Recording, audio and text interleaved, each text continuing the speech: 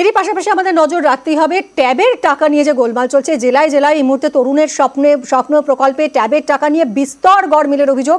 আর এবার ট্যাবের টাকা গায়েব কোচবিহারেও। পড়ুয়ার অ্যাকাউন্টের টাকা চলে গেল অন্য অ্যাকাউন্টে। জেলার 90-এর বেশি পড়ুয়ার ট্যাবের টাকা গায়েব। 6টি স্কুলের 90 জনেরও বেশি পড়ুয়ার টাকা না ঢোকার অভিযোগ। শিক্ষা দফতরে অভিযোগ জানিয়েছে একাধিক স্কুলের প্রধান শিক্ষকরা।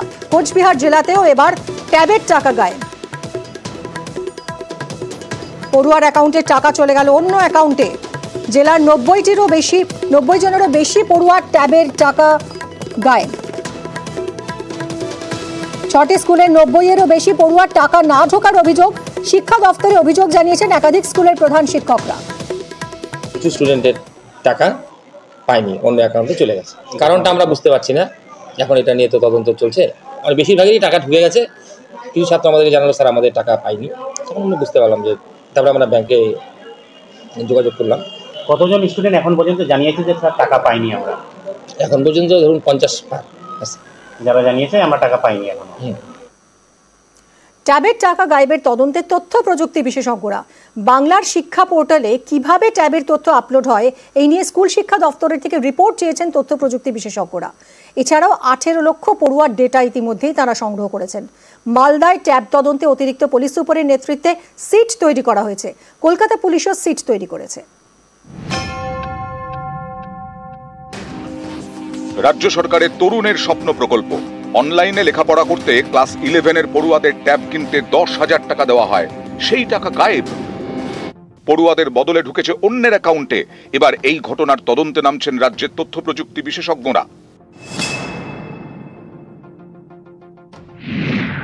ট্যাবের টাকা পেতে পড়ুয়াদের তথ্য বাংলার শিক্ষা পোর্টালে আপলোড করতে হয়।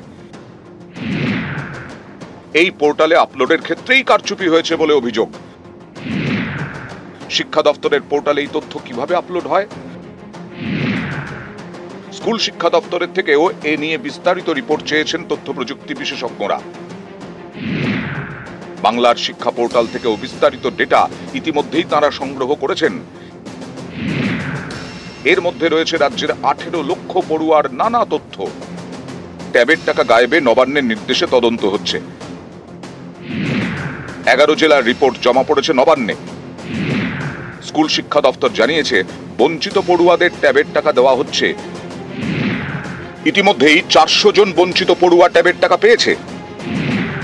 তদন্তকারীদের থেকে পাওয়া তথ্য অনুযায়ী রাজ্য জুড়ে 800-র বেশি পড়ুয়ার ট্যাবের টাকা গায়েবের অভিযোগ। ট্যাবের টাকা গায়েবের অভিযোগে মালদা থেকে ইতিমধ্যেই বেশ কয়েকজনকে গ্রেফতার করা হয়েছে। এবার সেখানে সিট। মালদার অতিরিক্ত পুলিশ সুপারের নেতৃত্বে সিট তৈরি করা হয়েছে। भी जो 5 FIRs हैं, they are mainly concerned with the headquarter zone, so additional SP headquarter, and with him we have DSP DIB who is looking into the cyber. He is also in charge of the cyber units, and along with him our IC cyber, he is also there. So these 3 people are primarily regarding everyday day-to-day investigation progress, and subsequently we will make every case we will make a SIT. So that's why we are making SIT. This way we will have 2-3 officers so that they can operate simultaneously in 2-3 places. ট্যাবের টাকা গায়েবের তদন্তে কলকাতা পুলিশও seat তৈরি করেছে। News 18 Bangla.